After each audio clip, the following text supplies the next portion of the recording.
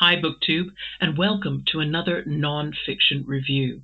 I was having a conversation with a work colleague last week about, life and all the things that it can throw at you. He mentioned the book by Dr. Spencer Johnson that went viral in 1998, titled Who Moved My Cheese? It sold 28 million copies worldwide, and I've noticed that they've even done rewritten versions for children and for teens. It was a parable with commentary about how to handle change. I read it back in the day for the same reason I read Jonathan Livingston's Seagull back in the day, because those books were as much social phenomenon as they were books. In fact, I think those two titles may have more in common than I previously realized, and you might hear from me about that sometime. I am otherwise not a reader of self-improvement books. The ones I have read usually strike me as too simplistic to be useful, particularly where situations are painful. What I do like are collections of essays which do not try to explain everything or simplify everything, but they give you small insights, little chinks of enlightenment here and there. They are consider this sort of writing, and it comes from personal observation or careful research. Today's book is one of these.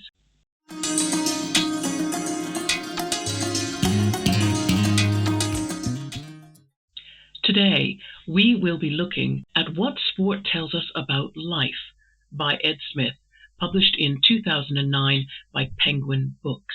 How will I summarize this book? Well, humans play in a way that no other animals do. We play throughout our lives, and we have designed games that can become full-time occupations. In his introduction to this book, Ed Smith says, quote, "Sport, I think, is a huge and mostly unused analytical resource. This book tries to explore that resource." Now, if we consider sport as an analytical resource, a banquet of sorts of insights that could never stop serving, Ed Smith's book is a snack. It is a small serving of bite-sized, easy-to-digest essays, but they are not poor nutrition, existentially speaking, because Smith wants to get beyond a surface examination of statistics and superstars and historical changes to extract insights about what he calls the unavoidable stuff of life. Let's get to know the author a bit first, and particularly for any viewers outside the UK, because Ed Smith's sport of choice was cricket. He was born in 1977 in Kent, in southeast England. He was the son of English novelist and playwright Jonathan Smith. He studied history at Cambridge, and he earned a double first, but he also excelled at cricket, and he scored a century, 100 runs, in his first-class debut for the university team. After graduation, he began a full-time sporting career. He played at county level for Kent and Middlesex, and he also had a short stint playing for the England team in 2003. A serious ankle injury in 2008 forced Smith to retire from the professional game. Now, he had already been writing. He produced a diary of his 2003 season playing with the England team that earned him the William Hill Sports Book of the Year award. And he also had an enthusiasm for American baseball and had written the book Playing Hardball. He became a regular contributor for publications such as Wisden, the Sunday Telegraph, and the New Statesman. What Sport Tells Us About Life was published in 2009. Then Smith went on to publish Luck, What It Means and Why It Matters in 2012, before he was plunged back into the world of cricket because he served as one of the England team selectors until 2021. And his latest book, Making Decisions, was published in 2022. Speaking of how this book is structured, What Sport Tells Us About Life is an attractive choice as a short nonfiction read. It is 190 pages long, of which 183 are text. There are 15 essays, so that works out at 12 pages each. The font is 14 point with double line white space between paragraphs. So those 12 pages are a very easy read. Now, using his extensive knowledge of sports, Smith examines questions like, what exactly is cheating? And how important is luck? He considers the different needs which are met by being a sports fan, and he notes that being aware of bias is just as important when analyzing sporting history as it is in any other branch of history. But my favorite chapters, I suppose, are those which found meaningful comparisons with the ups and downs of ordinary life and the athletic work of achievement and dealing with defeat. In addition to the essays, Smith writes a very good preface and introduction. He includes suggestions for further reading and a subject index at the back of the book. So how did I get this book and how much did it cost? Well, I purchased the paperback version from Amazon the year the book came out, and it cost me £6.43. That's about $8 US. That must have been a special offer because the price today has really gone up. On Amazon, it's now £11.15. But there are loads of secondhand copies online, and they range between £2.50 and £5. The Kindle edition is £5.99 or $7.56 US. So, why did I choose to read this book? I've never let on that I'm a sports fan, and I don't think I qualify. I think there's a certain level of enthusiasm and attention to detail that's needed, and that's not where my attention to detail tends to go.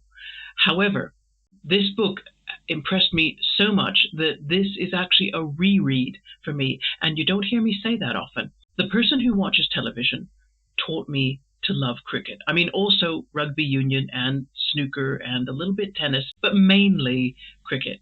Cricket, in most of its forms, is a long game, and so people often bring newspapers to the ground or books to read. I think it's likely that I must have noticed some publicity for this book in print or on television if there was a match that we were watching.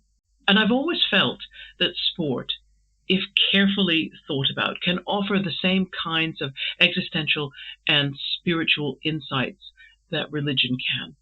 Now, I wouldn't say that every sports fan recognizes or takes advantage of those insights because they need thinking. These are artificial contests that we have designed for humans. So you do need to stop and separate yourself from that and then think about your responses to sport as well as the responses of the players. But it is life in an imitation of life as such. And we often use the phrase, cricket fans do, that's just not cricket. And what we mean is we're trying to make a statement about life, about what should be versus what ends up happening. And that is, in essence, an existential, spiritual judgment that we're making. The insights are there, I believe. And I like Ed Smith's little book because it provides so much food for meditation on that topic. So let's talk about what is it about this book that I found so unexpected, so interesting. Well, the chapters that were most helpful to me personally were the essays dealing with talent and luck. I mentioned during the biography that Ed Smith has written a separate book about luck, and you will find a link in my description box to an interview Smith gave about the book, where he talks about how many of his life events you would call disappointments or setbacks, like the broken ankle that ended his professional sporting career. Those events made possible other events which were entirely unpredictable and entirely out of Ed Smith's control, and they resulted in future successes. I could look back on my own life and I could spot models, similar models of bad circumstances being the direct cause of good ones. And while that wasn't always the case, it did cause me to step away from the usual worst case scenario thinking. And I believe everybody knows what I'm talking about here, right? The kind where something bad happens to you and then you almost dare yourself to think, just how bad could things get from here, right? Smith's book reminded me that life is a little more mixed up than that. And the worst can sometimes be a setup for something that gets better. We really are not the best judges of the future. Now, if you are not a sport enthusiast at all, or you know nothing about cricket, is there anything that you should be prepared for if you're going to read this book?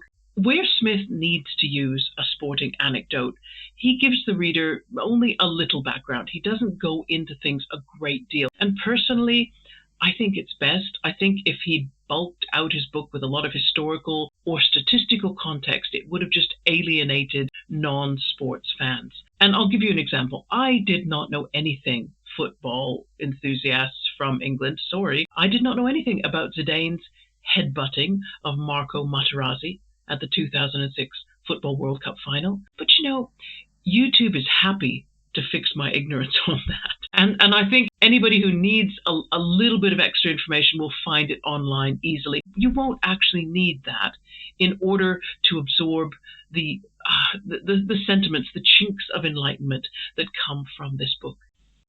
Okay, any suggestions for related or follow-up reading? Yes, one. In the last chapter of Smith's book, he mentions a Trinidadian cricketer and social theorist, C.L.R. James, who wrote the book Beyond a Boundary. And I'll put a link to the Amazon page in my description box. Smith says on page 73 about this book, Beyond a Boundary is so often praised and quoted that many people never seem to get around to reading it. Oh, that happens so often, doesn't it?